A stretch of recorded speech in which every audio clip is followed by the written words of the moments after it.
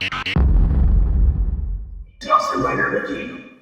YouTube, Dawson Ryder here. Welcome to my review for the Power Rangers Lightning Collection Power Daggers from Mighty Morphin Power Ranger. This is our fourth weapon release for the line and our second release that actually doesn't have a corresponding legacy release or anything significant to compare it to. Because, usually in these reviews I will have some sort of comparison, but in the case of this one, there's really not a lot to compare it to that I remember. I mean, I'll put up a quick picture right now if I can find one, but the closest thing I can think of is the original, deluxe release from the MMPR days, but that was meant to be a very small scale thing to have a power cannon that a kid could hold. So it's not really comparable. So no matter how this review goes, this is pretty much your best option for any sort of significant role play or display piece or cosplay piece or whatever you want these for.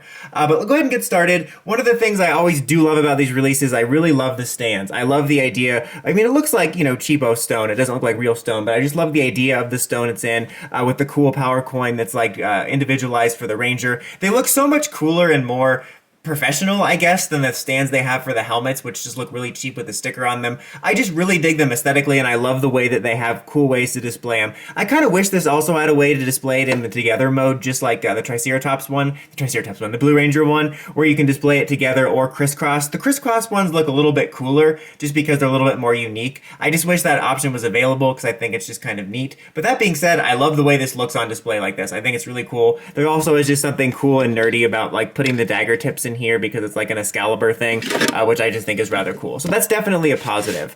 Talking about these aesthetically, they're pretty much identical. So they are identical pretty much except for the ports. So I don't really need to pick both of them up.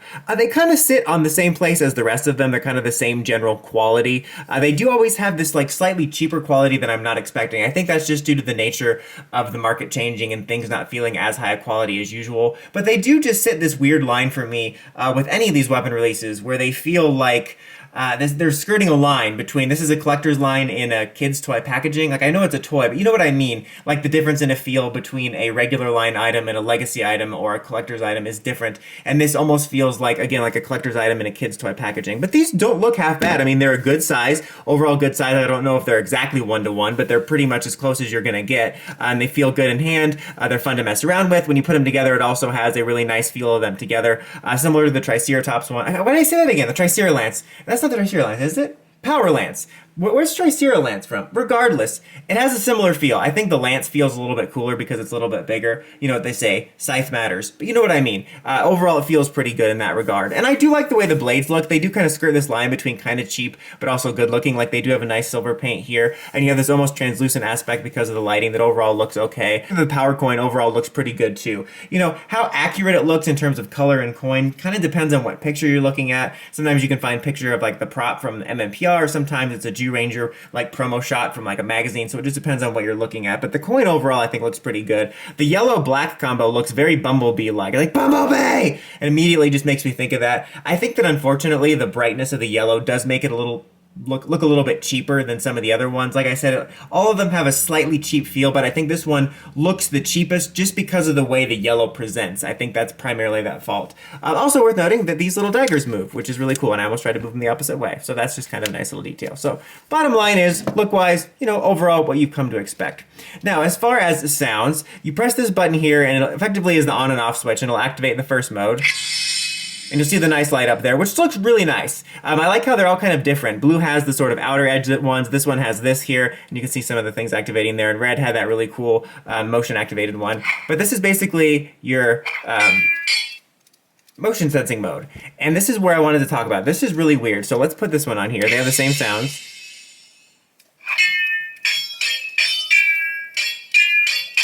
See how this one keeps going? I don't know if this is meant to be something about them that I didn't know from the instructions or I missed from the instructions. I didn't see anything in the instructions. It might be a default with mine. I changed the batteries multiple times. But this one here, they're both in the same mode. And this is supposed to keep going. That was the sound effect from that hitting that. But this just stops. I don't know why. But see, I just turned it on, it doesn't do anything. It'll just stop. Again, that might be a defect with mine. I can't imagine that's a feature. I was thinking maybe the secondary one is, like this one's still going. Maybe the secondary one is supposed to go off after a while, but again, I changed the batteries multiple times. That's definitely a defect with mine. For whatever reason, we'll see if it changes, but when I combine it, they seem to work well. But when they're in individual modes, this one just stops making sounds, and I don't know what that's about. But this one is supposed to just kind of keep on, and this is kind of its default mode. And I have to say, the overall clanging sounds do sound nice. I've heard a lot of clanging and I've heard a lot of clanging and slash activation noises and motion sensitive noises, and you know, I've heard all kinds of ones to varying degrees. And these ones sound some of the most realistic and satisfying. I do have to say that it's nice. And then you do have a second mode here where you hold this down, and it sort of activates this tiger growling mode where it keeps lighting up, and it makes these very jungle feeling sounds. And then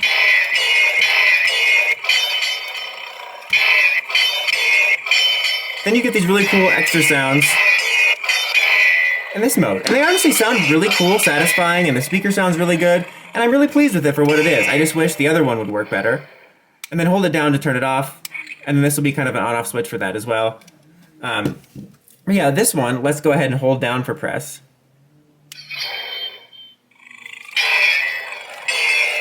And see now, at least for this one, it's holding. Let's turn it off again though. Okay, now let's show off the combine mode, as these can click together just like blues. I'll turn these on, sort of, at least one of them turned on. So there you have it together, and it'll make this sort of like wispy noise that sounds like it's traveling through the air. And you'll get these different clashing noises, and you'll also get this wisping sound, which sounds like you're either whipping it through the air or like throwing it like a boomerang, which does sound cool. It gets kind of annoying after a while though. But it's at least kind of a satisfying and fun noise. But I'm going to stop this one here. And this one here. And then just turn it on to normal clanging noises. And you can do that as well. And I am going to actually cut away to some footage really quick of showing this off in a little bit of a darker room, so you can sort of see me moving them around in a bigger environment and seeing how the lights look, and then you can kind of get a feel for how the lights and sounds look when you're in more of a free environment and not in a little white review box. So I want to show that.